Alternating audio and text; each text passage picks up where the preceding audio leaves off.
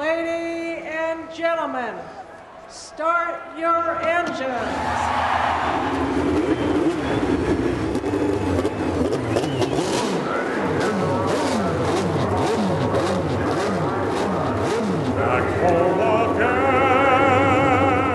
I'm a sentimental old silly, as the Brits call it. As far as racing at the present time is concerned, I mean, I'm interested in that, but I'm not passionate about it. It is the history that I'm passionate about.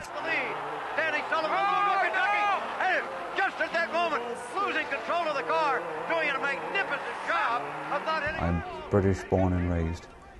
So I'm from a town called Salisbury in Wiltshire in the south of England. But I've lived in or around Speedway since 1965. The new American hero is Daniel John Sullivan III of Louisville, Kentucky. I've had this position since the beginning of January of 1998. My interest in motor racing actually began when I was just moving into my teens. It became a passion and I was driven to pursue it. And then I got a job with the United States Auto Club, which was the sanctioning body for the 500-mile race. I was very lucky to be hired on at USAC. I was hired without actually knowing what my responsibilities were going to be, and it was a very meager wage. So basically I was the record keeper, which was a dream come true, because I mean I'd been doing that up to a point anyway. Everything he's telling you is pretty much all by memory, and things that he's seen, and he just said, and he's done so much for this organization. Some of my favorites were people that ran in the back. Maybe the name fascinated me or something like that. I would get calls and notes, and it was a privilege. Ray Haroon, winner of the 1911 race, lived in Anderson, on the south side of Anderson. I had a standing invitation to go and see him. He lived in a trailer court, and he died in January of 1968.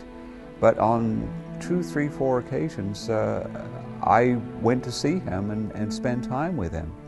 And he taught me all kinds of stuff. I've been to, Al Unser's house, Bobby Unser's, Johnny Rutherford, Jim Rathman. Sometimes they call me and sometimes I call them. Andy Granatelli. I talk to him quite often. Goodyear right there, Goodyear right there, and here they are, the checkered flag is out. A lot of people assumed that the Indianapolis 500 was the only thing that was of interest to me, and so when NASCAR arrived in 1994, a lot of people would say, well, are you going to have to start following NASCAR now? Well, I'd been following NASCAR since about 1958-59. Fight off everybody, the crowd roaring, they're on the feet, to call the finish of the Brickyard 400, here's Mike Joy.